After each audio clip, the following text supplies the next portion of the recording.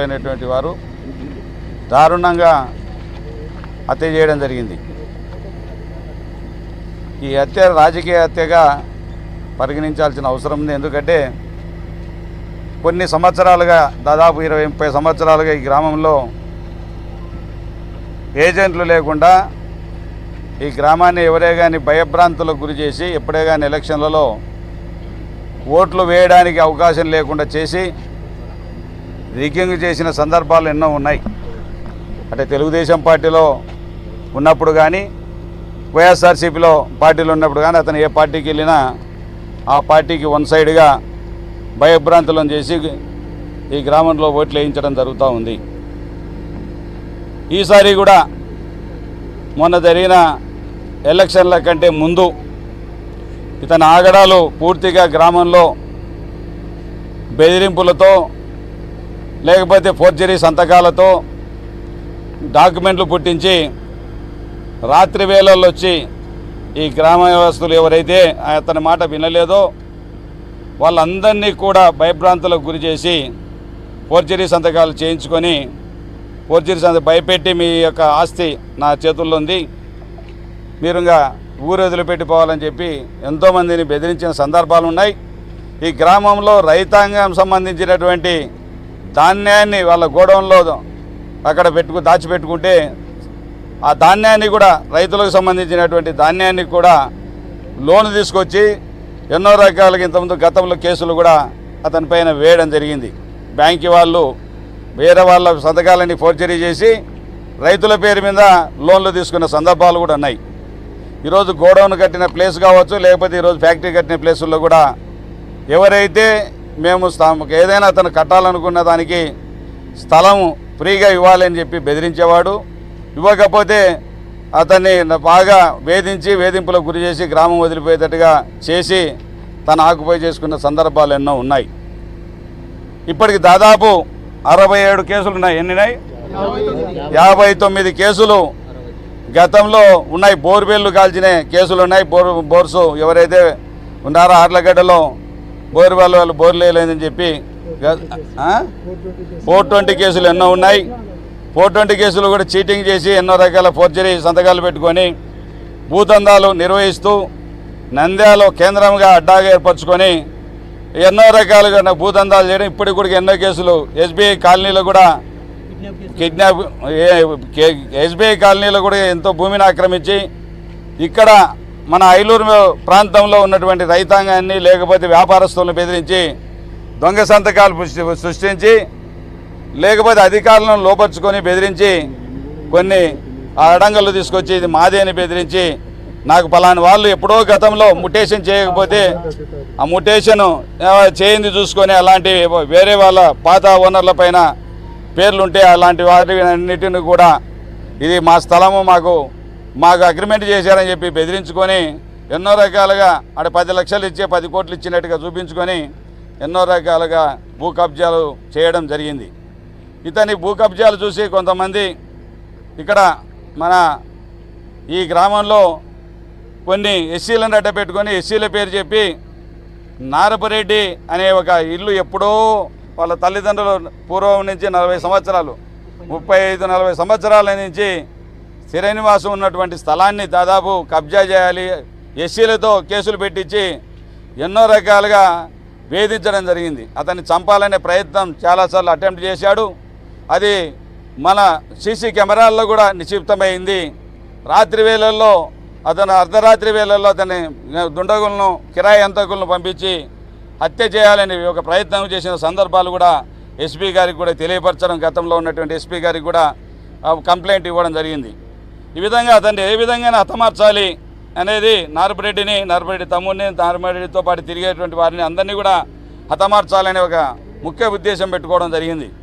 అతను చేసినటువంటి దాదాపు 59 కేసులు మన ప్రభుత్వంలో కూడా మన ప్రభుత్వంలో కూడా ఆగడాలు చేస్తూ ఉంటే వైఎస్ఆర్సీపీ ప్రభుత్వంలో కూడా అతని పైన భూ కబ్జా కేసులు 3 బుక్ చేయడం కూడా జరిగింది.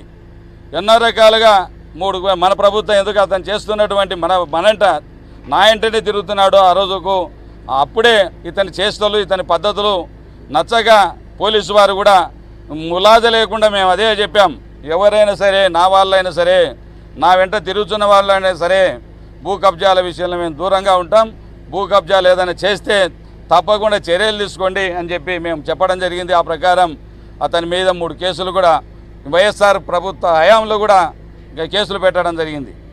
మనం ఆలోచించాలి, ఈ ప్రభుత్వం వచ్చిన తర్వాత ఈ 2 మాసాల కాలంలో దాదాపు 2 మాసాల కాలమైంది.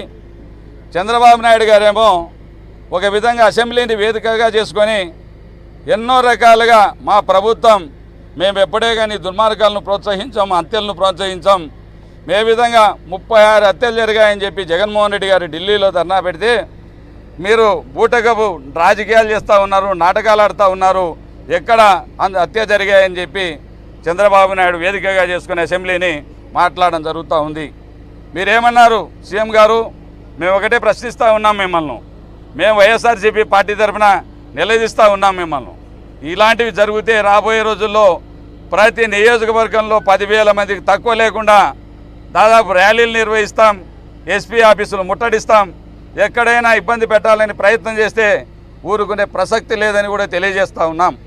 మీరేమో ఒక దిక్కేమో మా నాయకులు మందలిస్తూ ఉన్నారు, నాయకులేమో మీరు ఏ విధంగా ఇట్లాంటి ఎక్కడైనా హత్యలు చేసినా లేకపోతే కబ్జాలు చేసినా మిమ్మల్ని క్షమించేది లేని అసెంబ్లీ వేదికగా మీరు ఎన్నో రకాలుగా మాట్లాడుతూ ఉన్నారు. బయట చూస్తే ఒక మాట జరుగుతూ ఉంది, లోపల జరుగుతున్న విషయాలు మీ ద్వారానే మీరు ప్రోత్సహిస్తూ ఉన్నారా అని మాకు అపనమ్మకం కలుగుతూ ఉంది. ఈరోజు మీ పైన నమ్మకం కుదరడం లేదు, ప్రజలకు కుదరడం లేదు, మాకు కూడా కుదరడం లేదు. ఆయనేమో ఒక ఆయన రెడ్ బుక్లో రాసి పెట్టుకున్నాను, ఈ హత్యలు చేస్తామంటున్నారు. మీరు ఒకటే చెప్తా ఉన్నాం, మళ్ళీ 5 సంవత్సరాలు వస్తుంది, మళ్ళీ మా ప్రభుత్వం వస్తుంది, మళ్ళీ ప్రతికారి చర్యలకు దిగబడితే ఎంత దూరం పోతుందో ఒక్కసారి ఆలోచించమని మీ అందరినీ కోరుతా ఉన్నా. ఈరోజు ఇదే చర్యలు అదే చెప్తా. ఈరోజు జరిగినటువంటి హత్య దుర్మార్గమైన 9 గంటలకు, నిన్న రాత్రి 9 గంటలకు ఈ గ్రామంలో చెప్తా, మీరు మధ్యాహ్నం అడ్డదగలదు, రాత్రి 9 గంటలకు ఈ సమస్య గొడవ జరుగుతూ ఉందని గ్రామానికి పోలీసులు వచ్చారు. ఇక్కడ ఎస్ఐ వచ్చాడు, 4 కానిస్టేబుల్ ఉన్నారు. ఈ ఊర్లో గతంలో ఉన్నటువంటి సుధీర్ కుమార్ రెడ్డి ఎస్పీ గారు ఈ ఊర్లో పికెటింగ్ కూడా ఏర్పాటు చేయడం జరిగింది గత ప్రభుత్వంలో. ఇలాంటి మా ప్రభుత్వం అయినా మా నాయంట తిరుగుతున్న వాళ్ళైనా సరే ఆ రోజు పికెటింగ్ ఏర్పాటు చేయించాం. ఎందుకంటే హత్యలు జరగకూడదు, రేపొద్దున ఇబ్బందులు జరగకూడదు, ప్రజలకు మేలు జరగాలనే ఉద్దేశంతో. మేము 9 గంటలకు రాత్రి జరిగితే పోలీసులు ఇక్కడ వచ్చి రాత్రి 10 గంటలకు ఆయన తాగి తన ప్రమాణంగా తాగుడుగా వేసుకొని వచ్చి 20-30 మందిని జత వేసుకొని వచ్చి అరాచకం ఇల్లు గంట తిరిగి ఆడవాళ్ళని చూడకుండా ముసలమ్మలను 70 ఏళ్ళు ఉన్నటువంటి ముసలమ్మలను వాళ్ళను అరాచకంగా కొట్టి రాళ్లతో కొట్టి అదేవిధంగా ఏదో విధంగా భయభ్రాంతులు చేయాలి. నారపరెడ్డి అనే వ్యక్తిని చంపాలి. పోయిన ఎలక్షన్లలో ఎప్పుడే కానీ ఈ గ్రామంలో అతనికి విరుద్ధంగా ఓట్లు వేయలేదు. ఈసారి ఈ యొక్క నారపరెడ్డి పెద్దిరెడ్డి ఈ గ్రామంలో సుబ్బరాయుడు వీళ్ళందరూ ఆ రోజు మూకుమ్మడిగా గ్రామంలో ఏకమై ఇతను చేస్తున్న దౌర్జన్యాలు అరికట్టాలి, లేకపోతే ఓటు ద్వారా మనం తెలియజెప్పాలి, ఈయనకు బుద్ధి రావాలనే ఉద్దేశంతో మన ఎలక్షన్లు సాఫీగా జరిపితే ఎప్పుడు 1400 ఓట్లు వచ్చే ఈ గ్రామంలో 141 ఓట్లు మాత్రమే తెలుగుదేశం పార్టీకి మెజార్టీ వచ్చింది. ఆ అక్కసతో ఈ గ్రామంలో ఇంకా బెదిరింపులు చేసుకోకపోతే రాబోయే రోజుల్లో పట్టు తప్పుతుంది, నా యొక్క పెత్తనం లేకుండా పోతుంది అనే దురుద్దేశంతో ఈ గ్రామంలో ఎస్ఐ ఉండగానే ఎస్ఐ ముందనే రాత్రి 11-12 గంటలకు వచ్చి హింసాకాండ మొదలుపెట్టి ఇళ్ళు తిరిగి భయభ్రాంతులను గురి చేసి పరిగెత్తే విధంగా ఇళ్ల వద్దకు వెళ్ళి పెద్దిరెడ్డి అని వాళ్ళ తల్లిని వాళ్ళ చెల్లెళ్ళు కొట్టి దారుణంగా కర్రలతో రాడ్లతో కొట్టి హింసించి తర్వాత సుబ్బరాయుడి ఇంటికి వచ్చి సుబ్బరాయుడి ఇంటి వద్ద కూడా దారుణంగా బయటికి ఈడ్చుకొచ్చి రాడ్లతో కత్తులతో అదేవిధంగా రాళ్లతో దాడి చేసి దారుణంగా చంపిన సంఘటన నేను చూసాం. కాబట్టి ఇలాంటి మళ్ళీ మేము చెప్తా ఉన్నాం, ఈ బుడ్డా రాజశేఖర రెడ్డి గారు ఆయన కూడా గతంలో ఈ యొక్క ప్రశాంతమైనటువంటి నియోజకవర్గం ఇది. ఎప్పుడే కానీ నేను ఈ యొక్క నియోజకవర్గానికి వచ్చి 2011లో దాదాపు 13 సంవత్సరాలు అయితే ఉంది. ఏ చిన్న గొడవ చేసి ఎరగరు, ఎక్కడే కానీ ఎలాంటివి లేవు. ఈ మధ్య గెలిచిన సందర్భంలో బుడ్డా రాజశేఖర రెడ్డి గారు కూడా ఒక విజయోత్సవ సభ జరుపుకుంటూ ఆత్మకూరులో ఒక మీటింగ్ పెట్టి ప్రజలను రెచ్చగొట్టే విధంగా మాట్లాడడం జరిగింది. అయ్యా పట్టుడుగడ్డల ఫ్యాక్టరీ పెడతాడంట, పట్టుడుగడ్డల ఫ్యాక్టరీ తీసుకొని ఎవరు అడ్డం వస్తే వాళ్ళని నరకండి, చంపండి, నేనున్నాను అని చెప్పి ఒక దుష్ప్రచారాన్ని ప్రజలకందరికి మేము పంపించి ఈరోజు ఇలాంటి వాటిని ప్రోత్సహిస్తున్నందుకు బుడ్డా రాజశేఖర రెడ్డి గారే ఏమన్నా ప్రోత్సహిస్తున్నారా, లేకపోతే లోకేష్ గారు ప్రోత్సహిస్తూ ఉన్నారా, లేకపోతే చంద్రబాబు నాయుడు గారు ప్రోత్సహిస్తూ ఉన్నారా అనేది మాకు అనుమానం కలుగుతూ ఉంది. కాబట్టి ఈ హత్యలు మళ్ళీ పునరావృతమైతే మేమందరం రెండు జిల్లాలు కలిపి ఏకతాటిగా మా నాయకులు ఈరోజు మా అధ్యక్షుడు మా కాటసాని భూపాలరెడ్డి గారు వచ్చారు, మా మాజీ ఎమ్మెల్యే కాటసాని రామిరెడ్డి గారు వచ్చారు, మన మాజీ ఎమ్మెల్యే ఎస్వి మోహన్ రెడ్డి గారు వచ్చారు, అదేవిధంగా ఎమ్మెల్యే ఆలూరు ఎమ్మెల్యే మన విరూపాక్ష గారు వచ్చారు, అదేవిధంగా ఎమ్మెల్సీ గారు వచ్చారు, ఎమ్మెల్సీ ఇసాక్ గారు వచ్చారు. మా నాయకులం ఈరోజు ఇదే కాదు, అప్పుడప్పుడు అనుకొని వచ్చాం. రేపు ఏమైనా పరిణామాలు జరిగితే మేము తెలుగుదేశం ప్రభుత్వాన్ని నిలదీయడానికి సిద్ధంగా ఉన్నాం. ఈ హత్యను రాజకీయ హత్యనే, తెలుగుదేశం చేస్తున్నటువంటి హత్యలే ఇవి. చంద్రబాబు నాయుడు గారు లోకేష్ గారు చేస్తున్న హత్యలు ఎప్పుడైనా తిరగబడితే మళ్ళీ ఏమవుతారో కూడా ఆలోచించుకోవాల్సిన అవసరం ఉంది. ఇక్కడ జాగ్రత్తగా చెప్తా ఉన్నా. ఈరోజు మా కొడుకు రవిచంద్ర కిషోర్ రెడ్డి గారు కూడా వచ్చారు, ఎమ్మెల్యే, మర్చిపోయాని చెప్పడం, ఆయన కూడా వచ్చాడు. ఆ విధంగా ఇంతమంది మేము తోడు కావడం కాదు, ఈసారి అందరం మూకుమ్మడిగా ఏ నియోజకవర్గంలో ఎక్కడ ఏం జరిగినా 14 నియోజకవర్గాల్లో మేమందరం ఇన్ఛార్జీలం ఏకమై, ఎమ్మెల్యేలు ఎమ్మెల్సీలు ఏకమై ఖచ్చితంగా ప్రతి చోట తప్పకుండా ఇలాంటి వాటిని ఎదిరిస్తామని కూడా తెలియజేస్తూ ఉన్నా. ఇలాంటి పద్ధతులు మానుకోండి, మంచి పద్ధతులు కావు. ఆ యొక్క ఆటవిక రాజ్యం పోయింది. గతంలోనే 2004తోనే 2000 రాజశేఖర రెడ్డి గారు వచ్చిన తర్వాత రామరాజ్యం వచ్చింది. ఆ రోజు నుంచి ఈ రోజు వరకు కూడా ఎక్కడ కానీ ఇలాంటి గలాటలు లేకుండా సాఫీగా జరుగుతూ ఉంది. జగన్మోహన్ రెడ్డి వచ్చిన తర్వాత ఇలాంటివి ప్రోత్సహించకుండా తన నియోజకవర్గంలోనే పులివెందుల్లోనే వాళ్ళ తాతగారిని చంపితే ఆయన ఈ రోజు వరకు కూడా ఎక్కడే కానీ ఆయన చర్యలు తీసుకునే సందర్భం లేదు. ఎక్కడే కానీ ప్రోత్సహించకూడదు, ప్రజలందరూ బాగుండాలి, మేము అందరూ సుఖశాంతులతో ఉండాలని చెప్పి ఒక ప్రయత్నం ఆయన చేస్తూ ఉంటే ఈరోజు చంద్రబాబు నాయుడు గారు ఈరోజు మళ్ళీ బయటేమో గట్టిగా చెప్తా ఉన్నాడు, ప్రజలకేమో సందేశం ఇస్తూ ఉన్నాడు. మేము ఇటువంటి వాటిని జరిగితే ఓర్చుకోను, ఎమ్మెల్యేని సస్పెండ్ చేయండి. ఇప్పుడు ఈరోజు ఎమ్మెల్యేని సస్పెండ్ చేయండి మీరు ఖచ్చితంగా. ఏ ప్రాంతంలో ఎందుకు జరుగుతూ ఉన్నాయి? ఇంత పోలీసు ఎస్ఐ ముందర ఈడ్చుకొచ్చి రాత్రి 12:30 గంటలకు ఎస్ఐ ముందరనే హత్య చేయడం జరిగింది.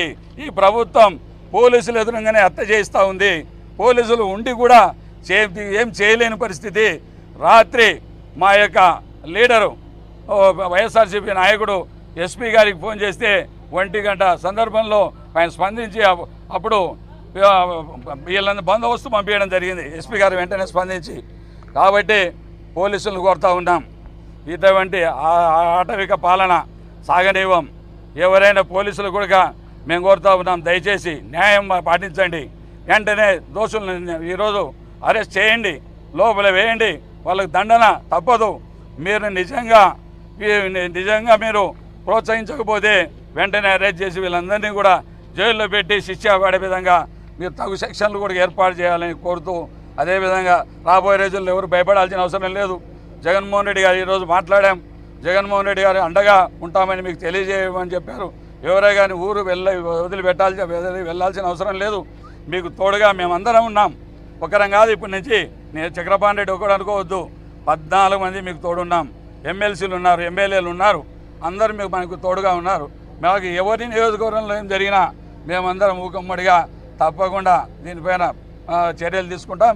తప్పకుండా మా యొక్క లీడర్లను, మా యొక్క నాయకులు, కార్యకర్తలను కాపాడుకుంటాం. మీరెవరో మీకు ఈ కుటుంబానికి సానుభూతి తెలపడమే కాకుండా మేము ఆర్థికంగా కూడా ఈ కుటుంబాన్ని ఆదుకుంటామని కూడా జగన్మోహన్ రెడ్డి చెప్పడం తెలియజేయడం జరుగుతూ ఉంది. మేము వీళ్ళని ఏదైనా నష్టపోయిన కుటుంబానికి సహాయ సహకారాలు అందిస్తామని కూడా మీ ద్వారా తెలియజేస్తూ ఉన్నాం.